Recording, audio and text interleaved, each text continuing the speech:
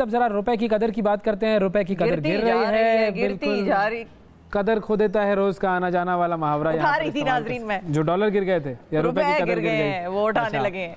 लेकिन बहरहाल डॉलर जो है वो महंगे से महंगा हुआ जा रहा है। तकरीबन 173 जो है उसको उसने क्रॉस कर लिया है। अब ये मामला ऐसा क्यों है और ये डॉलर कहाँ तक जाएगा और कैसे इसको रोका जा सकता है? अचानक डॉलर क्यों इतना जो है वो उसे पर लग गए, इस हवाले से हम बात करेंगे। जफर पराचा साहब हमारे साथ मौजूद हैं, जो कि all Pakistan money exchange association के जनरल सेक्रेटरी हैं। अस्सलाम वालेकुम सर, बहुत शुक्रिया प्रोग्राम में वक्त देने के लिए।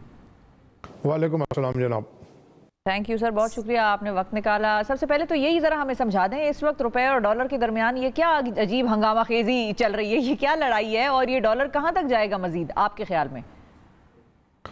देखिए जनाब, बात यह है कि जो डॉलर का और रुपया का जो इस वक्त मसला चल रहा है, जो हमारे फाइनेंशियल फंडामेंटल्स हैं वो तो सब बेहतरीन है।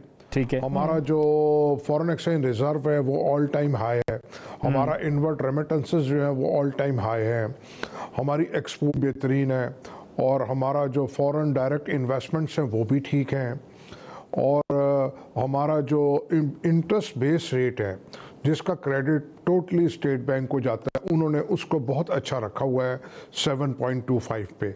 जबकि कायदा ये है कि जो आपका इन्फ्लेशन रेट होता है उस पर प्लस मिनिमम 2% और 3% आपका इंटरेस्ट बेस्ड रेट होता है, जो कि हमारा इस वक्त इन्फ्लेशन रेट 9% है। तो स्टेट बैंक की जो पॉलिसीज़ हैं वो बहुत बेहतरीन है। तो ये जो डॉलर का रेट है इस वक्त ये नहीं होना चाहिए। जितने भी माशी माहिरीन हैं उन सब की राय है कि हमारे अंदाजे सारे फेल हो गए हैं। तो ये इन माशी माहिरीन के अंदाजे क्यों फेल हुए, वजह क्या बनी?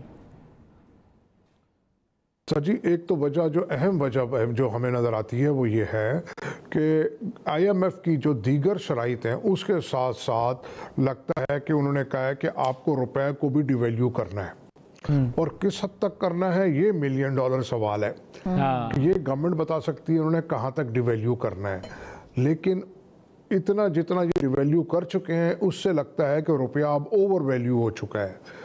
लेकिन अगर हम थोड़े से ज़मीनी हक़ाइक़ भी देखें तो वो भी ये हैं कि हमारी इंपोर्ट बढ़ गई है, लेकिन ये कोई ऐसी घबराने वाली बात नहीं है। किसी महीने में इंपोर्ट बढ़ती है और किसी महीना एक्सपोर्ट बढ़ जाती है। अगर आप पूरे साल में ऑन एवरेज देखें तो जो हमारा ट्रेड डेफिसिट है 20-22 बिलियन का वो वही रहता है। लेकिन इस दफ़ा क्योंकि ऑयल की प्राइसेस बहुत बढ़ गई हैं पूरी दुनिया में, आपके क्रूड ऑयल की प्राइसेस बढ़ गई हैं, आपका जो है कोल के 400% प्राइस बढ़ गया है, तो वो सारा वक्ती तौर पे दबाव आ गया है हमारी इंपोर्ट पे। लेकिन उससे इसका मकसद ये नहीं है कि हमारा रुपया बिल्कुल डिवैल्यू हो जाए और डॉलर हमारे सर पे चढ़ जाए।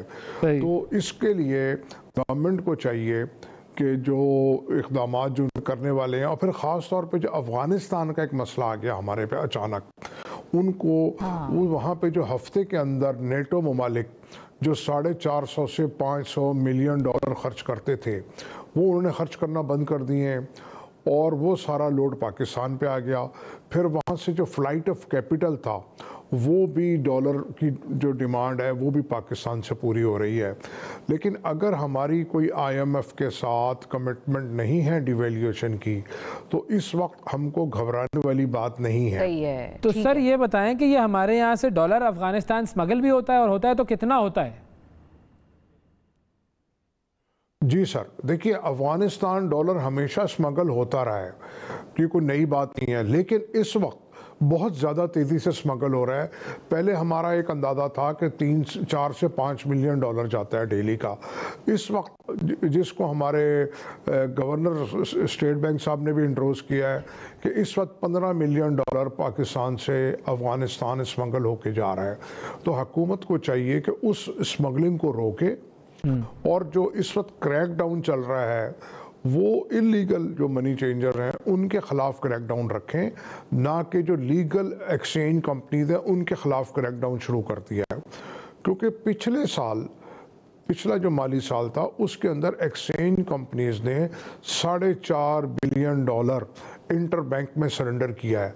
विदाउट एनी कोई सपोर्ट और विदाउट एनी कोई गवर्नमेंट की तरफ से फैसिलिटी। सही है, ठीक है, समझ में आ गई बात ये। लेकिन सर मैं दोबारा आपके पहले सवाल के जवाब की तरफ जाऊंगी, जहां आपने कहा था कि हमारे इशारिये बेहतर हो गए थे और सब इकोनॉमिस्ट्स का भी ये मानना था, हमारे प्रोग्राम पे भी लोग ये कहते रहे हैं कि हमारे इशारिये जो हैं इकोनॉमी के बेहतर हैं। तो फिर ये अचानक क्या हुआ? क्योंकि पिछले माली साल के पहले क्वार्टर में हमारा करंट अकाउंट जो था वो सरप्लस में था, हमने देखा, और इस माली साल के पहले क्वार्टर में हम करंट अकाउंट डेफिसिट में चले गए।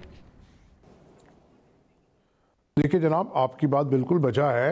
वो जो हमारा अकाउंट सरप्लस चला गया था उसकी मेन वजह थी कोविड, क्योंकि हमारी एक्सपोर्ट की प्रोसीड्स तो आ रही थी लेकिन इंपोर्ट हमारी नहीं हो रही थी क्योंकि पूरी दुनिया बंद थी। तो वो बैलेंस वहाँ पे अगर देखें तो पाकिस्तान की फेवर में आया, और अब जो कि पिछले 8-9 माह से हमारी इंपोर्ट रुकी हुई थी उसका लोड इन 2-3 महीने में आ गया, जिसकी वजह से हमारा ट्रेड डेफिसिट बढ़ गया। लेकिन मैंने जैसा कि अगर आप पूरा साल देखेंगे तो ये ऑन एवरेज हमारा ट्रेड डेफिसिट वही 1-1.5 बिलियन रहेगा, जो कि इस वक्त हमको 5.5-6 बिलियन नज़र आ रहा है। तो क्योंकि वो प्रेशर था डेडलॉक का, इसलिए इंपोर्ट का जो हमारा बिल है वो बढ़ गया, और ख़ास तौर पे ऑयल की प्राइस बढ़ गई, एडिबल ऑयल की प्राइस बढ़ गई, कोल की प्राइसेस तकरीबन 400% बढ़ गई हैं। फिर उसके साथ साथ जो फ्रेट है शिपिंग लाइन्स का वो बढ़ गया, जो 1800 से $2000 होता था वो इस वक्त $5000 पर कंटेनर चला गया है, और एक्सपेक्ट ये किया जा रहा है कि वो $8000 पर कंटेनर चला जाएगा, क्योंकि दुनिया में शिपिंग लाइंस तकरीबन बंद पड़ी हुई हैं, जहाज़ खड़े हुए हैं। अब वो दोबारा से जब अपने आप को रीऑपरेशनल करेंगे तो उसमें कुछ टाइम लगेगा, फिर ये चीज़ें वापस आएंगी। तो ये जो मैंने आपसे कहा पहले भी कि ये तो एक पूरे साल का हमें देखना होता है, कभी इंपोर्ट आपकी बढ़ती है, कभी आपकी एक्सपोर्ट बढ़ती है। तो ये सिर्फ हम एक क्वार्टर पे नहीं जा सकते, हमको पूरा साल देखना होगा। जैसा कि अगर हम पिछले सालों में देखेंगे तो हमारी रेमिटेंसेस बढ़ रही हैं, हमारी एक्सपोर्ट बढ़ रही है। हाँ, ये मैं आपके तवज्जो से ज़रूर कहना चाहूँगा कि हमारी जो एक्सपोर्टर है उसका कोई अच्छी कारकर्दगी पिछले 60-70 साल में नहीं रही। जैसे कि वो अभी 22-24 बिलियन पे खड़ी है एक्सपोर्ट, और जो हमारी इनवर्ड रेमिटेंस है, जो हमारा मजदूर तबका है, वो $30 बिलियन पे चला गया है। जबकि हम एक्सपोर्टर्स को बे इंतहा इंसेंटिव्स देते हैं, रिबेट देते हैं। अगर हम उसको कैलकुलेट करें तो हमको पर डॉलर उनको 30 से 35% हम उनको रिबेट और इंसेंटिव की शक्ल में देते हैं। इतना ज़्यादा इंसेंटिव्स मिलने के बाद एक्सपोर्ट हमारी कम से कम $70-80 बिलियन होनी चाहिए। Very important point raise sir, बहुत शुक्रिया आपका। ज़फ़र प्राचा साहब हमारे साथ मौजूद थे। नाज़रीन